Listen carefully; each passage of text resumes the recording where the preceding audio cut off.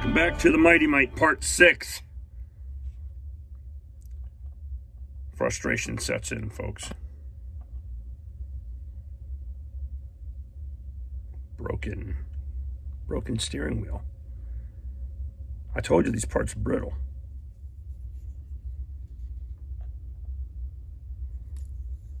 I love this style tweezers. This particular set's made in India, but that spring-loaded deal, it's nice to have an extra set of hands. All right. And I think we got our size. Let that dude sit there. That toothpick isn't working too well.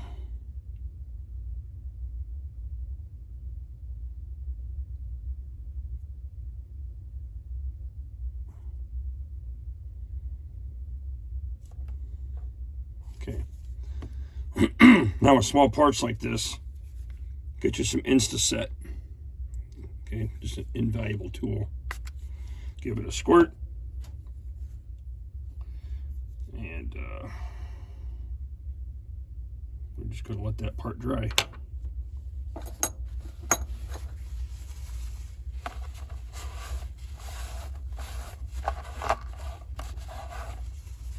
And we'll let that dry for a minute, and then I'll put another dose of super glue on it, but I think that's gonna get us to where we want to go. Humma, humma, humma.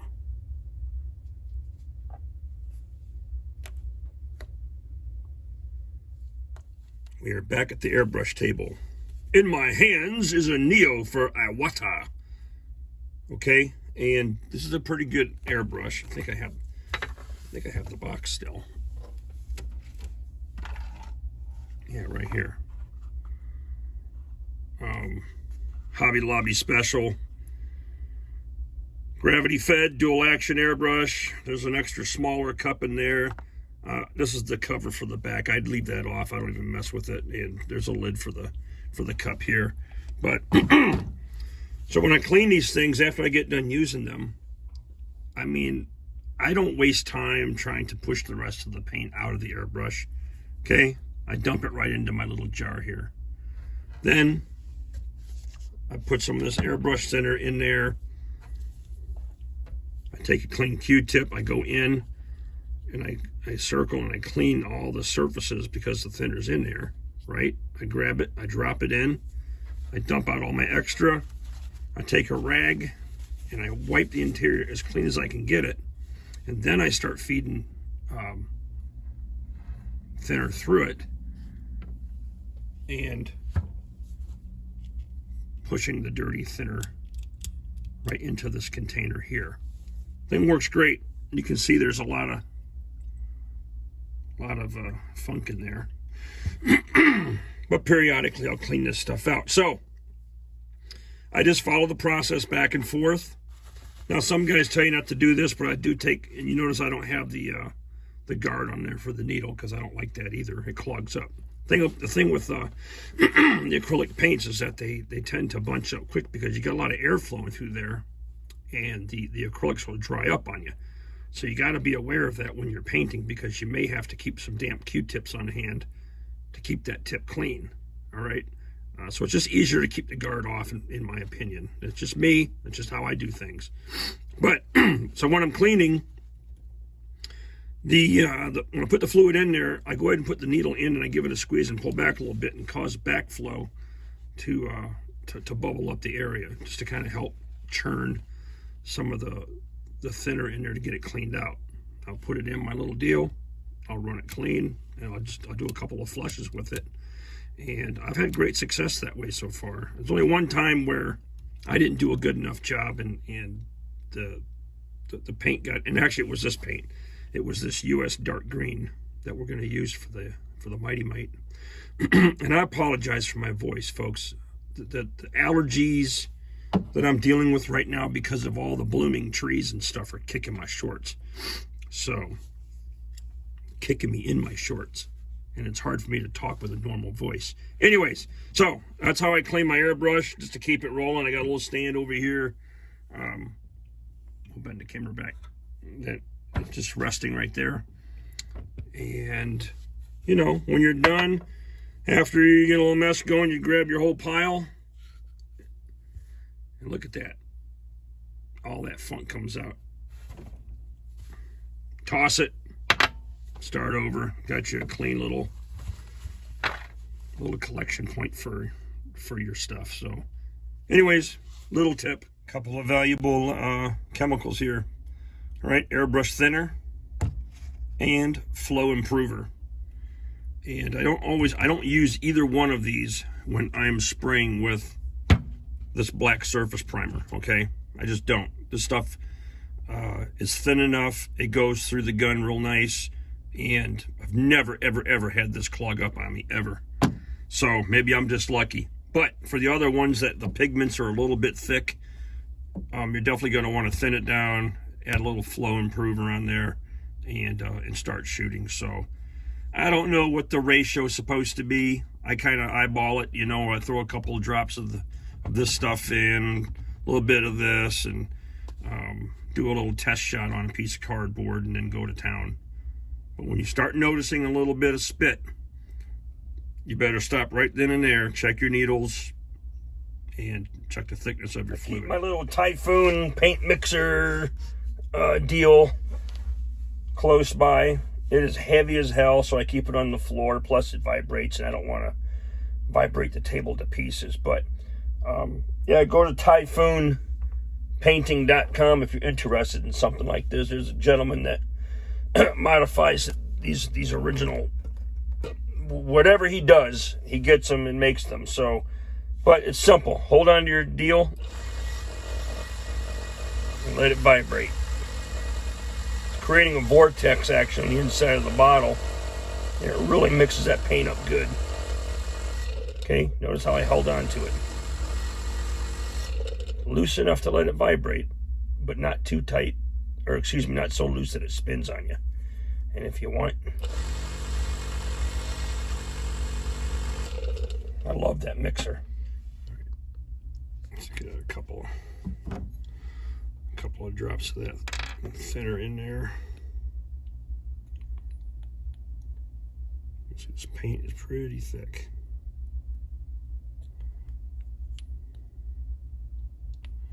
It's really thick. Can you see that?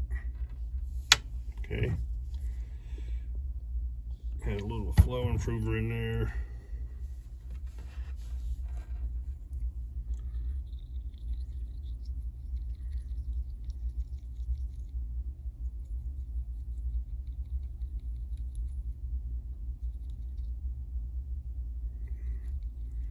It just doesn't feel thin enough. And you can take the paint and put it up on the side and just watch how it runs down the side of the bowl.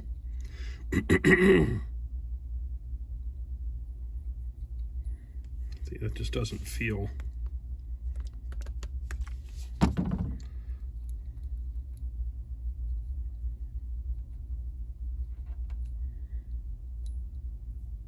Look at that, chunks. Chunks are not good. All right, let's switch this dude on. It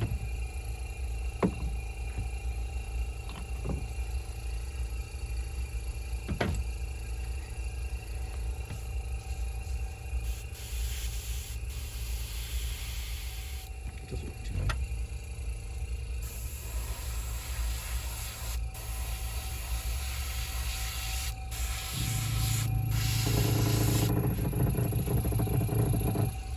Tell you what, man, that little air compressor likes to crawl around.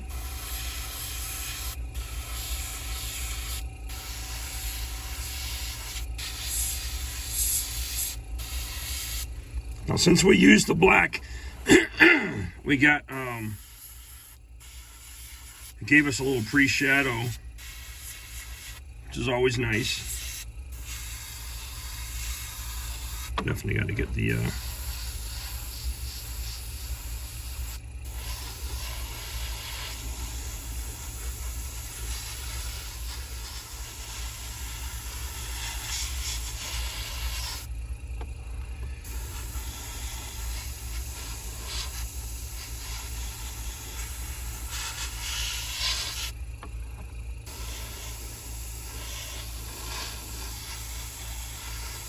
You can see that paint is flowing pretty good. See it.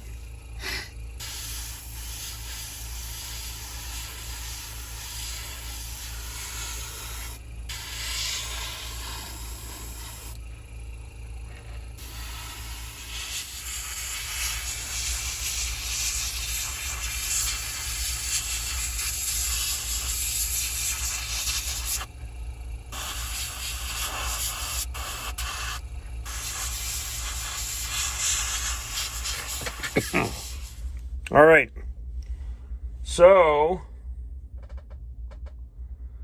we got us a coat of paint on the main body here. Almost matches my shirt. Oh, by the way, freaking armpit of Army installations. In my never to be humble opinion, but I served in Fort Polk, Louisiana back when they were still the 5th Infantry Division. And I got there right after Desert Storm. We shut down the 3rd Armored Division out of Germany. That's where they transferred me to. And I didn't like it there, okay? Peason Ridge, the mud, the bugs, the heat. Couldn't stand it, man. But hey, we deactivated 5th Infantry. I was in 1st to 70th Armor. And I actually drove for Colonel Wheelock out of the headquarters unit there. So that was kind of cool. But anyhow, I went to Fort Hood, Texas, reactivated 2nd Armored Division, became the 2nd Armored Division Command Sergeant Major's driver and aide. Did that for, a couple years, and then I ETS'd Echo Tango suitcase in 94. So, little brief history. All right. So anyhow, we're good. Now, we want to speed this process up a little bit. Just go steal your mother's hand dryer or your wife's.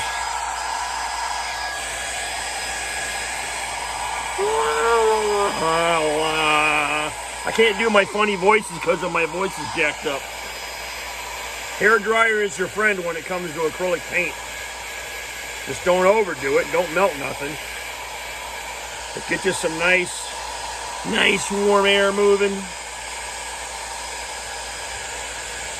Especially if you want to speed up the process of working on it.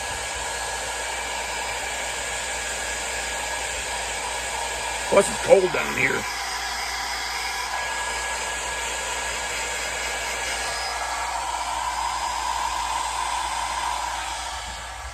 All right. Let's talk secret weapon. Okay. Wheels are done. And just like road wheels on the tank, this would be a good side to test it on. Painting road wheels and rims like this are a pain if you want to get a nice crisp edge around the rim, between the rim and the tire. So I like to use panel line accent color. All right.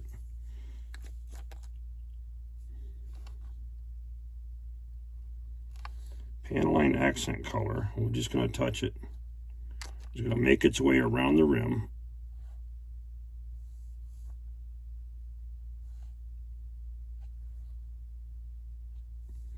And it's going to take out some of that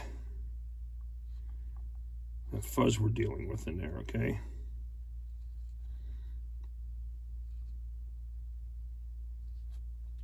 You get a great result every time.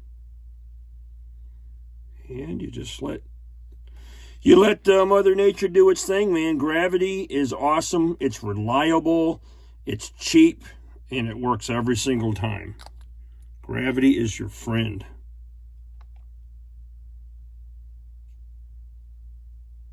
Because we already painted the tires, or painted everything with primer black. Well, then the panel liner comes in. It just really, it helps out. That's all I got to say about that. All right. Secret weapon.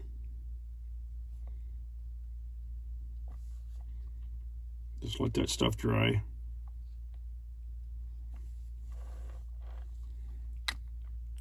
if you got a lazy restoration guy who doesn't do a good job at, and trust me, I've seen it because I'm in the hobby on real vehicles. They'll have overspray on their rubber and everything else. It's like, come on, man, are you serious? All right, while we're at it, we probably wouldn't hurt to add a little detail, shadows inside the rim.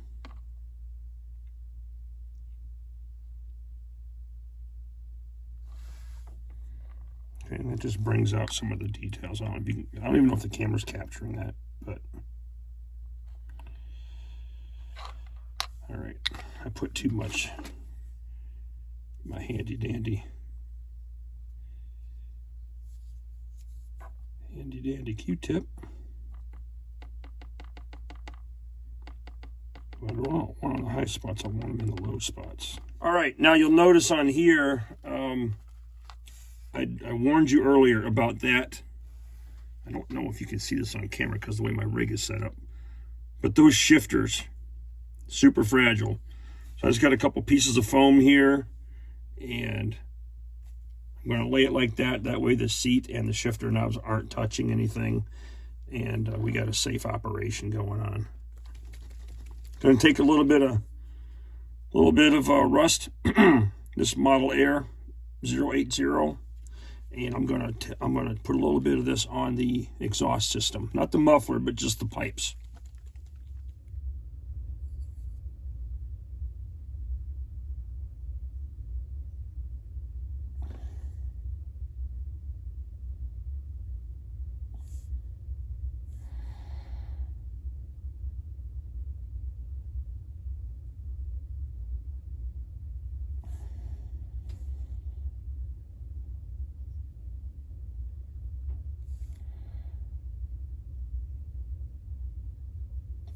Certainly no rush.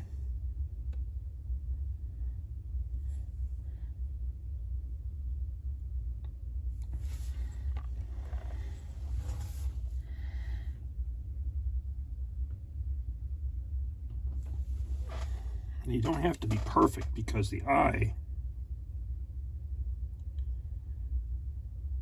you'd be surprised what your eye fills in when you're painting things. Just like with words and misspelled words, you have the ability to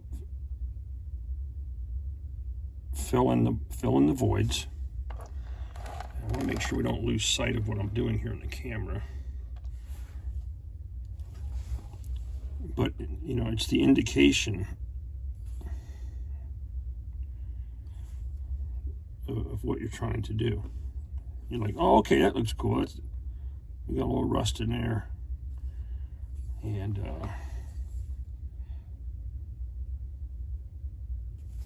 but I guess more importantly, you don't have to pre-paint everything. Like some guys that are getting started in a hobby, you know, and rightly so, you're thinking, well, if I just paint the parts on the sprue, well, then I can just clip them off and assemble the kit. That works when you're new and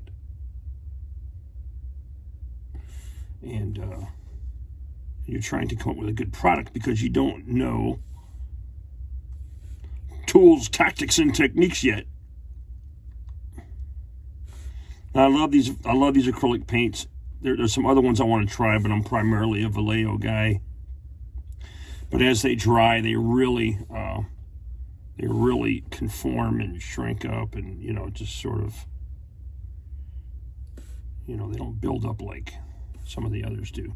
All right, now I'm not going to paint the end of this pipe because we're putting the fording kit on, so I'm going to have to clean that off anyways. But yeah, looks pretty good. Let that dry. We'll come in here with a little bit of, in fact, we could do that now. Hang on a minute. Get out my little magic in a jar.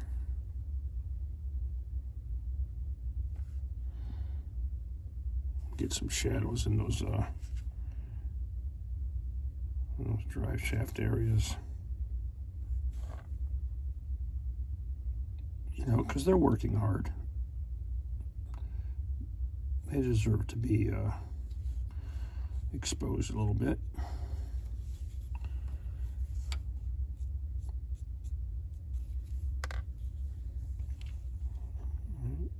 It's a little bit of shadow work, that's all it is. Unless you're going to pick this up and handle it and everything else.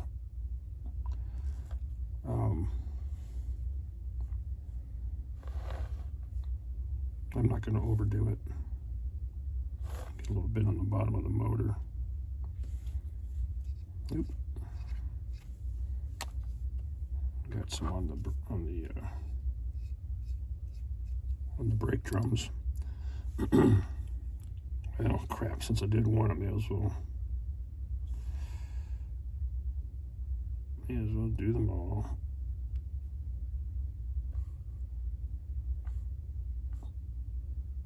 Again, gravity is doing its thing. All right, adds a little bit of life.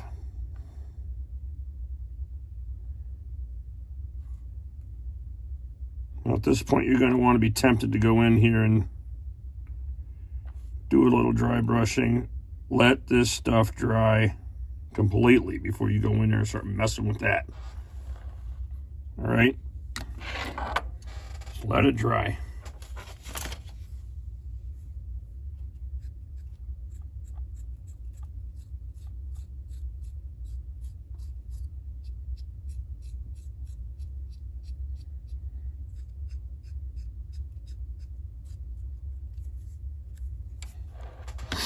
A little bit of depth, which I don't think they're going to be picking up their vehicles and going, oh, cool, look at that. They're going to be on display, but I know it's done. All right, and then, of course, you know, when we're satisfied with the bottom, we'll go ahead and mount these wheels and the spare tire and get this thing sitting on all fours.